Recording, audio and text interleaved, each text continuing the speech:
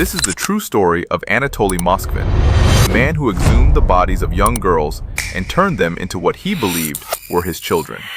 Nizhny Novgorod is one of Russia's oldest cities. Ancient churches stand beside decaying Soviet-era apartment blocks.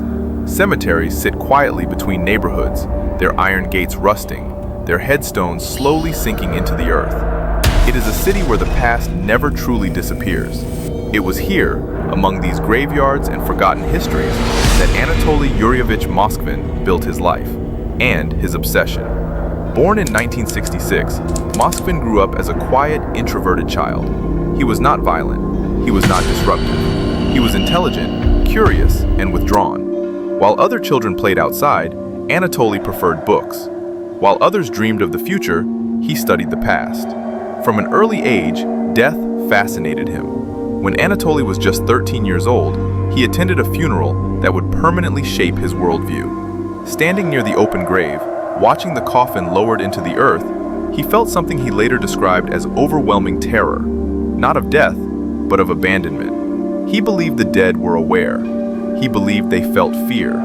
He believed burial was a form of imprisonment. That belief never left him. Instead, it grew. As an adult, Moskvin studied linguistics and history. He mastered more than a dozen languages, including Latin, German, Polish, and several ancient dialects. He translated obscure texts, wrote articles on burial traditions, and became deeply knowledgeable about cemetery folklore. He was respected in academic circles. He was invited to conferences. He published research. But beneath the surface, his fascination had crossed into obsession. Moskvin spent hours wandering cemeteries, often at night. He documented graves meticulously, names, dates, ages, causes of death. His notebooks were filled with the names of children, especially young girls, the belief that justified everything.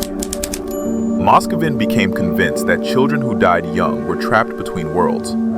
He believed their souls remained bound to their bodies, unable to move on, terrified and alone beneath the soil. To him, graves were not resting places, they were prisons. And in his mind, he was not disturbing the dead, he was rescuing them. This belief became his moral justification, the foundation upon which he would build something unspeakable. The first exhumation. Sometime in the early 2000s, Anatoly Moskvin crossed the final boundary. Under the cover of darkness, he entered a cemetery he knew well. He selected a grave carefully, not recent, not obvious, not likely to be noticed. He dug. When he reached the remains, he did not recoil. He felt relief.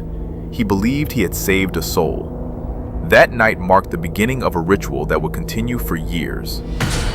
Night Walker of the Cemeteries. Moskvin became methodical.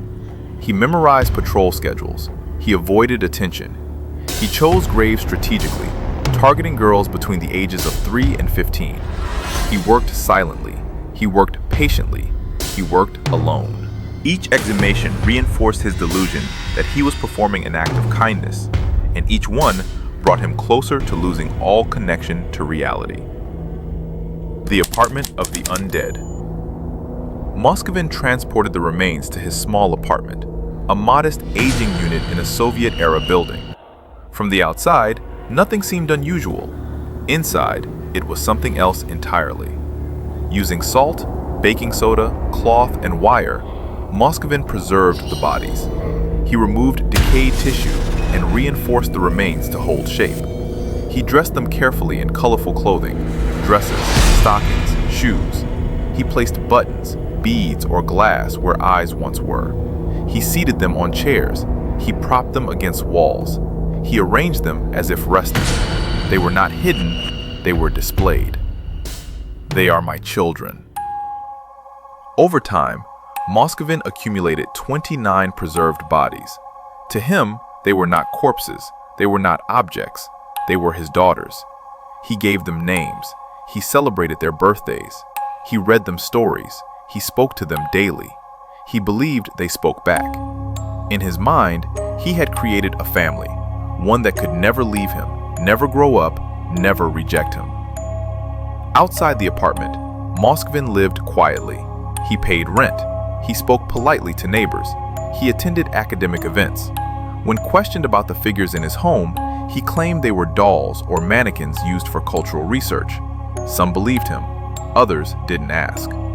For years, the truth remained hidden in plain sight. The day everything ended, 2011. In November 2011, police entered Moskvin's apartment following unrelated reports. What they discovered would become one of the most disturbing crime scenes in modern Russian history. At first, officers thought the room was filled with dolls. Then they noticed the smell, the materials, the unnatural stillness. These were not dolls. They were human remains, dozens of them, preserved, dressed, and arranged like living children. Veteran investigators later described the scene as profoundly unsettling, not because of violence, but because of the intimacy. This was not rage. This was devotion twisted into horror. No resistance, no denial. Moskvin did not resist arrest. He calmly explained his actions. He said the children's souls had asked for help. He said burial was cruel. He said he was protecting them from loneliness. He spoke as if he had done nothing wrong. The psychiatric verdict. Psychiatrists evaluated Moskvin and diagnosed him with paranoid schizophrenia. He was declared mentally unfit to stand trial. There would be no prison sentence, no traditional punishment. Instead, he was confined to a psychiatric institution. There, he continued to speak of the children. He still believed he had saved them. The families left behind. For many families, the truth arrived through news reports. Some had never known their children's graves were disturbed. Some refused to accept it. Some collapsed under the weight of the revelation. The remains were eventually returned and reburied. But peace did not come easily. Because how do you grieve again, knowing what happened in between? Not love, but possession. Unlike Karl Tanzler, Moskvin did not claim romantic love. But the psychology was disturbingly similar. He replaced consent with belief.